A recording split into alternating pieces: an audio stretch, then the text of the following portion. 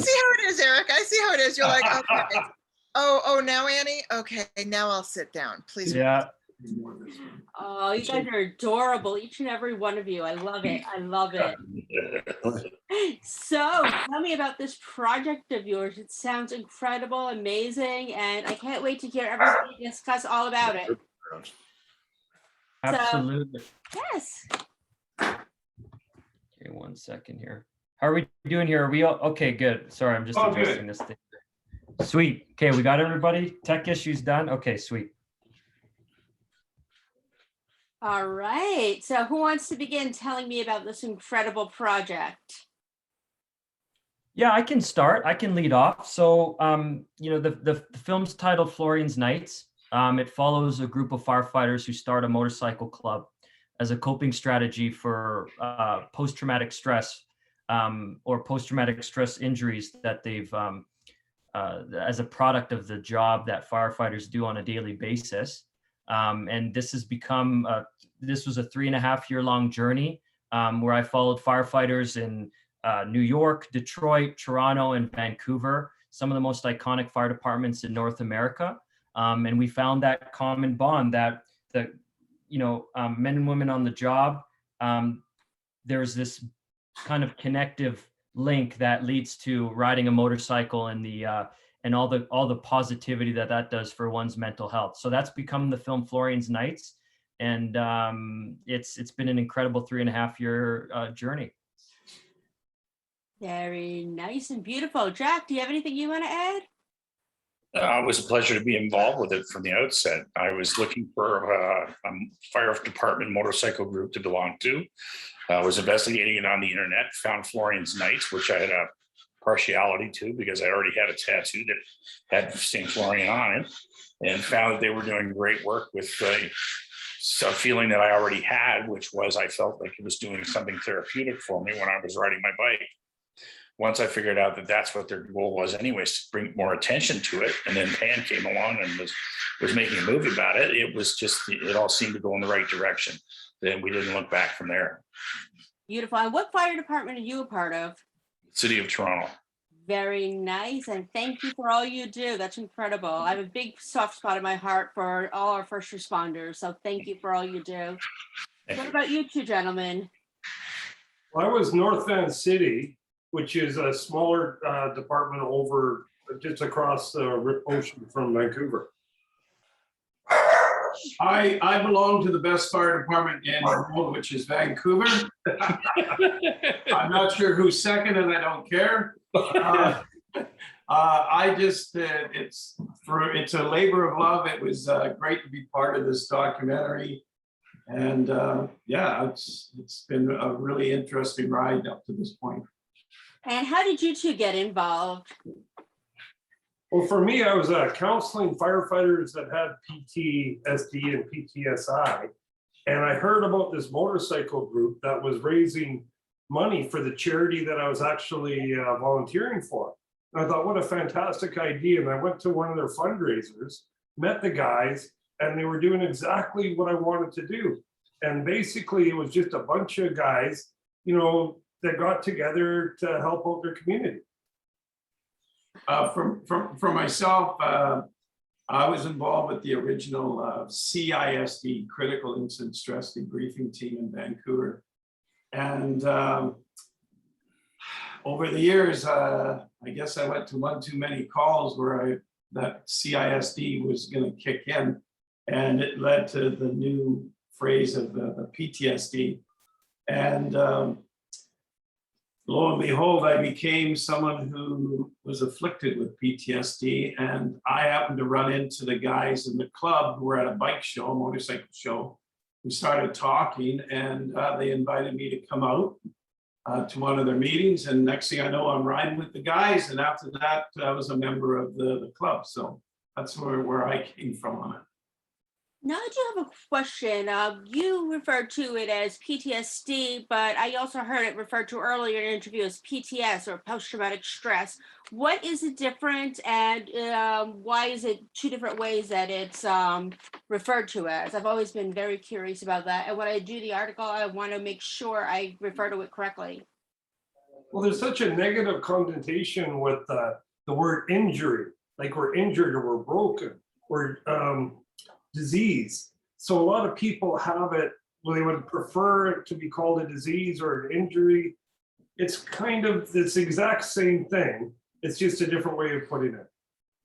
Gotcha, gotcha. I just wanted to make sure because I've heard it both ways and I want to make sure it's referred to correctly because it's important to me. And so I want to therefore address See, for that. me, I think it's an injury. I got it at work, and like any other injury, it needs to be addressed. And if you don't address it, you're going to get worse. You wouldn't have received it unless you had an injury at work. That's how this went. It's in, whether it's us or anybody else, it's an injury caused by your work.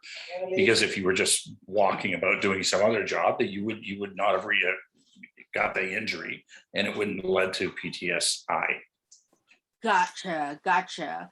And what would you say was the biggest challenge about making this documentary?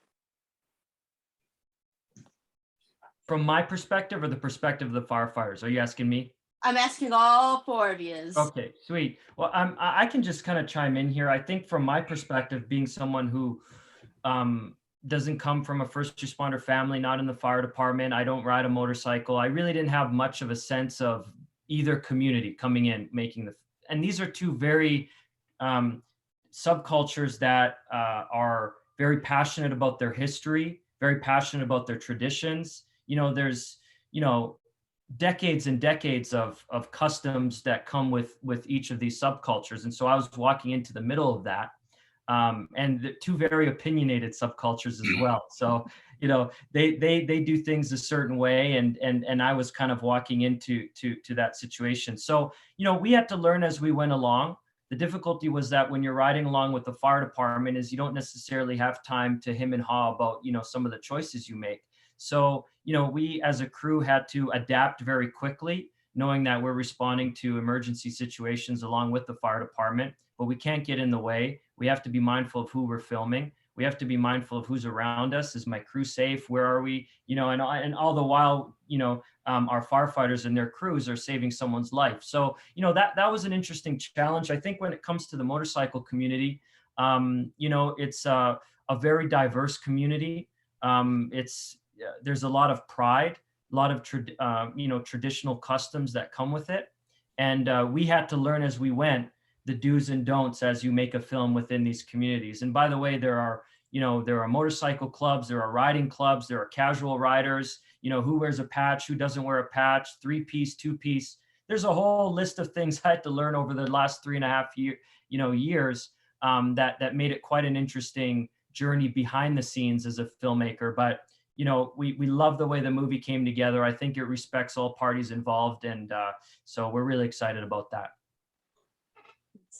You three gentlemen have anything you want to add about the challenges of making the film? Well, I think for me, go ahead. Go ahead. Go ahead, Derek. Well, I think I was saying for me, the history of never talking about your feelings at the fire hall, in the family. So it's difficult for me to open up about the darkest points of my life to a film crew that I didn't really know up until that point. But they made it extremely comfortable, and the hope that this would help other people kind of got me through that. But just to open up in front of people you don't really know was, I think, the most difficult. Without question, and Pan and his crew came to my station, rode on our apparatus to the calls with us, and they tried to do their best to blend into the scenarios that we're in all the time, which was difficult to do at the best of times, and the volume is pretty heavy. So it could have been difficult. They made it easy because they did a good job of staying out of people's hair, because in Toronto everybody's got a phone and they're all videoing things all the time, so it's hard to stay out of everybody's way. So for myself, a little bit of trepidation at the beginning about opening up, but that was quickly dissolved because the relationship with the film crew and with Pan as the director, it really flourished very quickly, and there was a good level of trust. And as far as being a person in the documentary, an actor, maybe there was no acting. There was no script, no words to learn. It was just all in your head and you let it come out. And that's why this is so raw. This is a raw documentary in parts because of that spontaneous way of speaking on camera. And what would you say was the most rewarding part about making the film or being a part of it? And this is all for all of you guys as well. I'll jump in right away. I'm hoping that the rewards are yet to come. And by that, this is about first responders, firefighters in particular, but I really, really embrace the idea that this is about everybody. This is about everybody and anyone who has PTSD, and in a way that can lead to depression and so forth, and the stigmas, and getting help and not being ashamed or embarrassed, and family members or business associates knowing that somebody might be struggling. It's all awareness. So I think we're hoping, fingers crossed, that this leads to an enhancement of that, becoming a little more acceptable to deal with.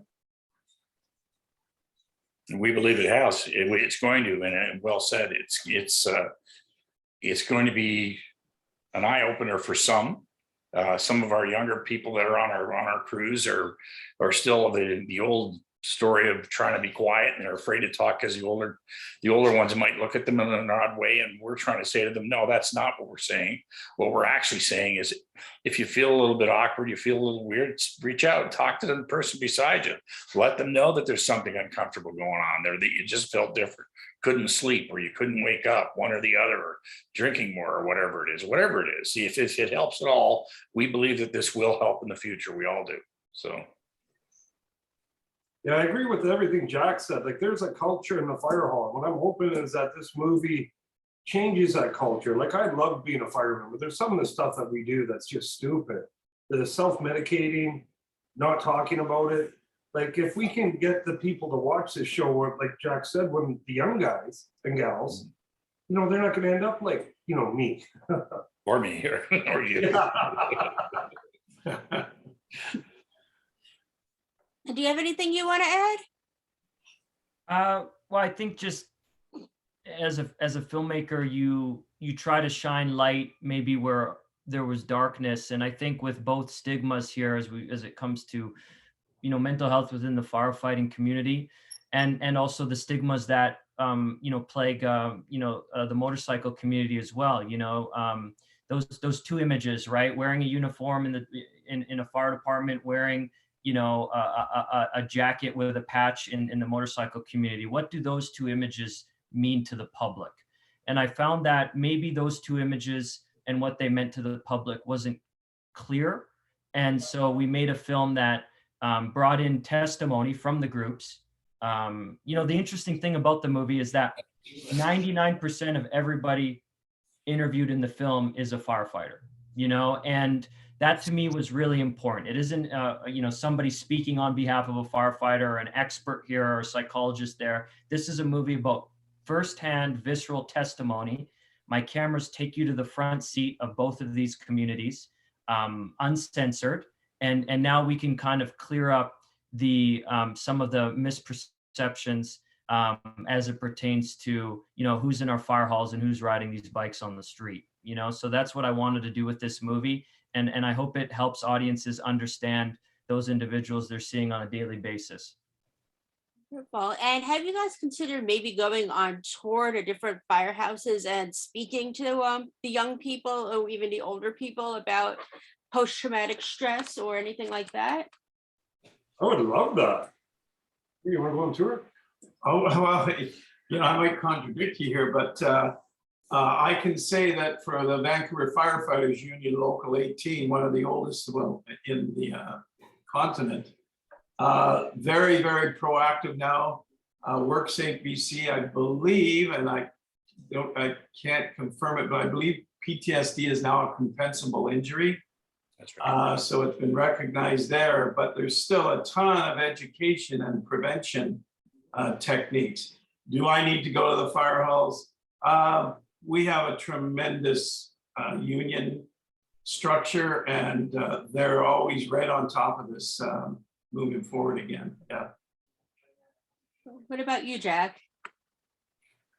I've already reached out to people. We have a similar structure in Toronto, and if that comes to fruition and they ask us to do those kinds of things, that I would be right there doing it. I mean, I already have entertained calls quite frequently from other firefighters because I lost a guy from my crew a couple of years ago, and it was he had been transferred off our crew after he had been they were starting to diagnose him with it. So other people have reached out to me asking the pertinent questions about their people on their crews now, and so it's identified, and we're moving forward with it. It's like fixing the plane while you're flying it. It's kind of an awkward situation, and we do the best we can, and this is certainly going to help. Yeah, and Sammy, just to make sure you're aware, I'm a retired old fart, and I've been retired long enough that I'm not sure how many guys would even know who I am if I went back to the fire hall. But you're a darn cute one. That's what I could all of you. Yeah. You have like I have to agree with you on that. you have a Santa vibe going on. You could be the firefighter Santa Claus or something with that look. Your sweetness. Oh my God. Oh no. I love it. I love it. It's like that sweetness, that vibe that you give off. It's just like, I feel like so much positive energy from you guys, and you talk about such a serious topic, but you four are so positive and such incredible strength. All I can say is I admire you all so much. Thank you. Thanks, Sammy. Thank you. And before I let you go, I want you each to describe the documentary starting in only 3 words, starting with Sean. Or sorry, we don't have Sean with us. Who are we Oh, starting we got with? Sean over here. Sean. Yeah. Oh, I said Sean on there, so I'm like. Oh yeah, sorry. We're with Rod and Eric. Yeah, sorry. Rod they're in and the Eric, same okay. lens, yeah. Oh, Rod, tell me, how would you describe this in 3 words? 3 words? Yes. You're asking me, the never-ending talker, to do something in 3 words. Riveting, educational, 4 words, an honor. Beautiful. What about you, Eric? Let's see, life-saving event. Jack? Yeah, it was great. Love it. And finally, our handsome filmmaker. Yeah, I'd probably say 3 words. Unprecedented, raw, and honest. Beautiful. Well, you 4 are such incredible people. I admire you and appreciate you so much. And good luck with the next project. Thank you for talking to me today. Thank Thanks, you. Sammy. Thanks, Thank appreciate it. Yep. Take care. You too. Bye.